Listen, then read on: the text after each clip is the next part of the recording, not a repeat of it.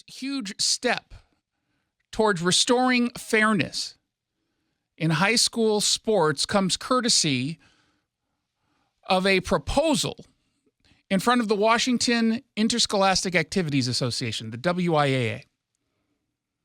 They are the group that organizes, is the group that oversees high school, middle school sports leagues and competitions in the state of Washington. And there is now a proposal that they are looking at that would create a separate open division.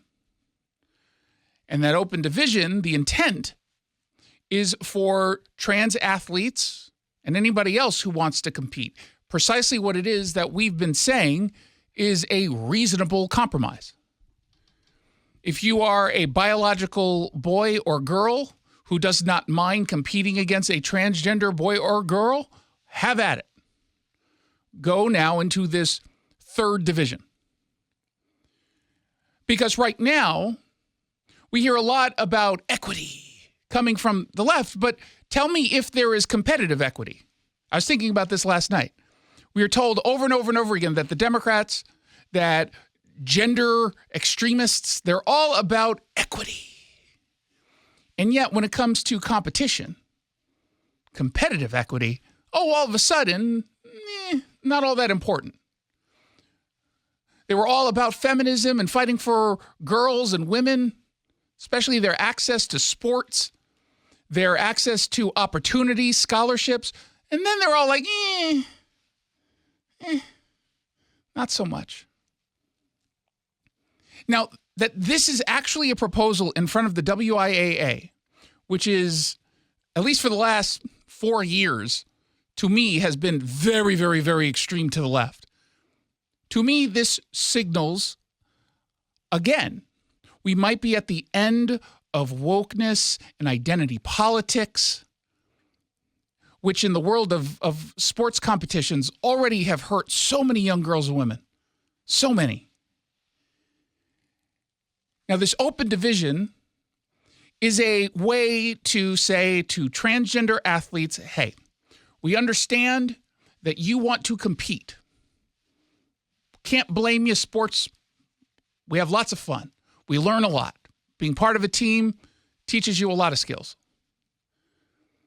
However, we also have to acknowledge that you, as a trans girl or a biological boy, have a clear advantage over biological girls in this sport. So we're offering you the opportunity to continue to learn, thrive, compete. You're just going to do it in this open league.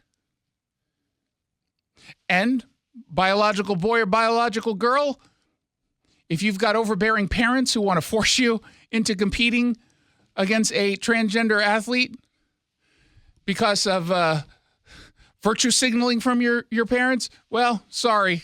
I don't know what we can do about it, but you have the opportunity to go into the open division as well. For the last few years, courtesy of the radical left, courtesy of gender extremists, they have compromised fairness and safety,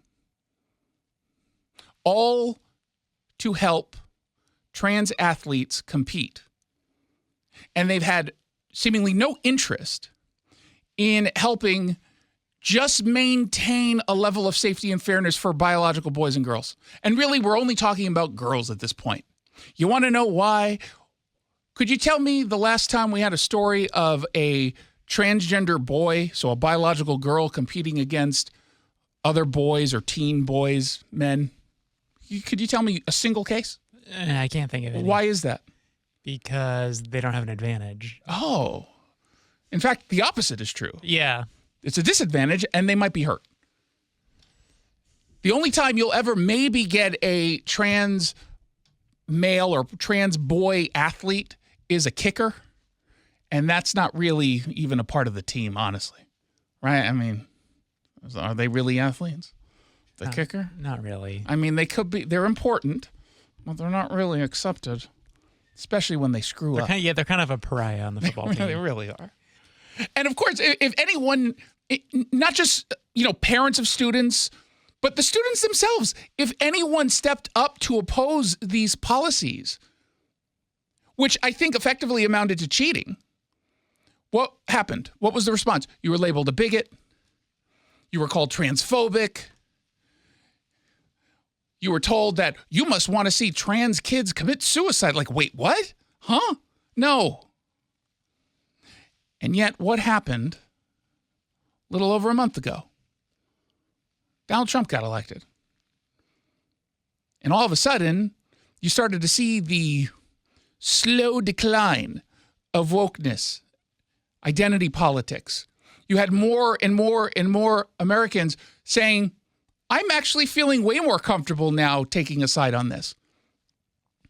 I now feel more comfortable doing the Trump dance. Things are changing. And we're no longer going to cede so much power to folks on the radical left who want you to believe that there are 17,000 different genders that you can pick and choose depending on the time of day and your mood.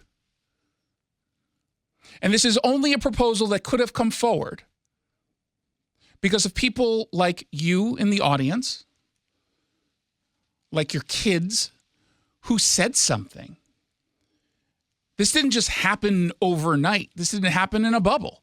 You had people in Washington state stepping up and declaring no more cheating. We want to do what's right for everyone. And we don't want to destroy girls' sports.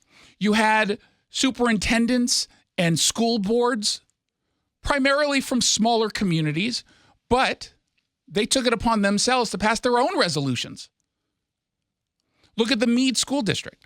Passed a resolution explicitly stating that the current policies that allow for transgender athletes to compete, quote, do not provide a safe environment nor fair opportunities for female athletes in athletic competitions. Did they do that because they hate trans people? No. They did it because they wanted to do what was right for their girls. The superintendent out in the Eastmont School District, Becky Berg, she pointed out, look, we have no ill will towards anyone who's trans. We just want to be able to accept and acknowledge that there are differences between boys and girls. The intent of it is to record their time or distances or efforts a little bit differently than the traditional born at birth female.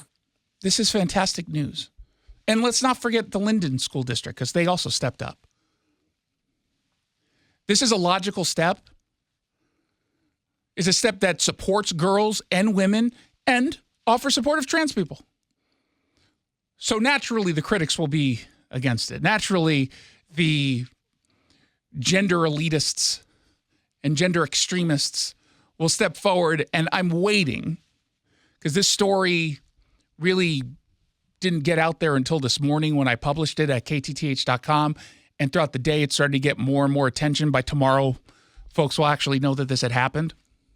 I am waiting for the inevitable, lazy comment, oh, so separate but equal. I'm waiting for it. I'm here for it. I'm waiting to call these people out. And you know it's coming. You know it's going to get here. And naturally, what you're also going to see, those same exact people, while screaming separate but equal, will be putting pressure on the WIAA not to pass this proposal. And technically, it's two proposals, but it gets to the same outcome. I guarantee you they're going to be screaming about this. And so when I say this is a good day, this is a celebration, to an extent, this is not winning the war. We got a battle, but not a war under our belt. We got to still push. And now it's going to really be on you guys who care about this to speak up, to get in front of the WIAA and the decision makers and tell them you need to now support this fully. You need to implement it. You need to take this giant step in correcting a sports injustice, a gender injustice.